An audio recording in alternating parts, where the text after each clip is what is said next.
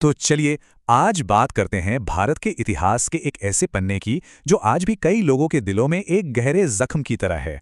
ये कहानी सिर्फ एक प्रधानमंत्री की हत्या की नहीं है, बल्कि एक ऐसे संकट की है जिसने पूरे देश को अंदर तक हिलाकर रख दिया था।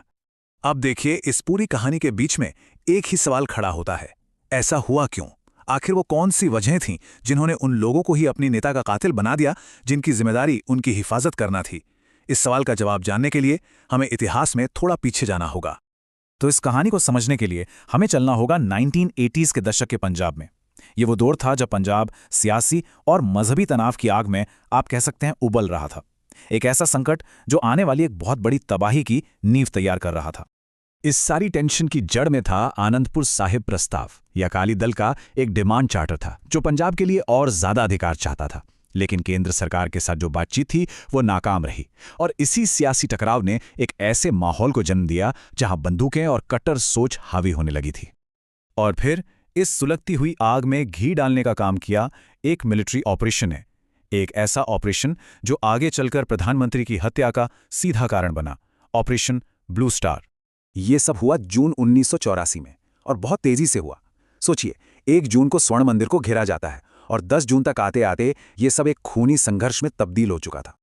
अब देखिए, कागज पर तो इस ऑपरेशन का मकसद था स्वर्ण मंदिर से आतंकवादियों को निकालना, लेकिन इसका जो नतीजा निकला वो बहुत बहुत ज्यादा गहरा और विनाशकारी था। कई सिखों के लिए ये उनके सबसे पाक मजहबी मुकाम की बेइज्जती थी। इस कार्रवाई ने समुदाय में गुस्से और अकेलेपन की एक ऐसी लहर पैदा की जिसने बदले की एक ऐसी आग जलाई जो आगे चलकर बहुत कुछ भस्म करने वाली थी। और इसी बदले की आग ने उस दिन को जन्म दिया जिसने पूरे भारत को हिलाकर रख दिया। 31 अक्टूबर 1984। ये वो तारीख है जो भारत के इतिहास में हमेशा के लिए एक काले दिन के तौर पर दर्ज हो गई। उस सुबह हुआ क्या था? प्रधानमंत्री इंदिरा गांधी अपने घर से दफ्तर की तरफ जा रही थीं एक इंटरव्यू के लिए। तभी उनके ही 2 बॉडीगार्ड्स बेअंत सिंह और सतवंत सिंह आगे बढ़े और उन्होंने उन पर गोलियों की बौछार कर दी। ये सीधा सीधा ऑपरेशन ब्लू स्टार का बदला था। इंदिरा गांधी को फौरन अस्पताल ले जाया गया, लेकिन तब तक बहुत देर हो चुकी थी। और जैसे ही प्रधानमंत्री की हत्या की खबर बाहर आई, देश, खासकर राजधानी दिल्ली, नफरत और हिंसा की आग में जलने लगी। ये हिंसा बहुत तेजी से फैली। जो 31 अक्टूबर की शाम को छोटी मोटी घटनाएं लग रही थीं, वो 1 नवंबर आते आते एक संगठित भयानक हिंसा में बदल गईं। अगले 3 दिन देश के कई हिस्सों में सिखों को ढूंढ ढूंढ कर निशाना बनाया गया।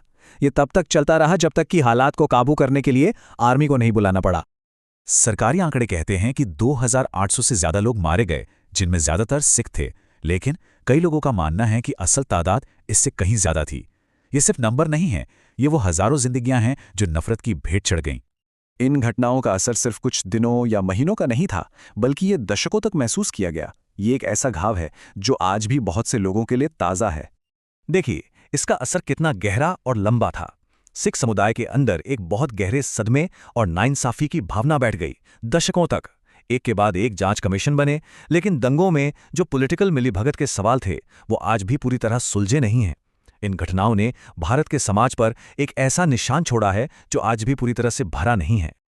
और आखिर में ये सारी ऐतिहासिक घटनाएं हमें एक बहुत ज़रूरी सवाल के साथ छोड़ जाती हैं कि हम राजनीतिक फैसलों, मजहबी पहचान और इंसाफ के बीच के इस नाजुक रिश्ते से आखिर क्या सीखते हैं।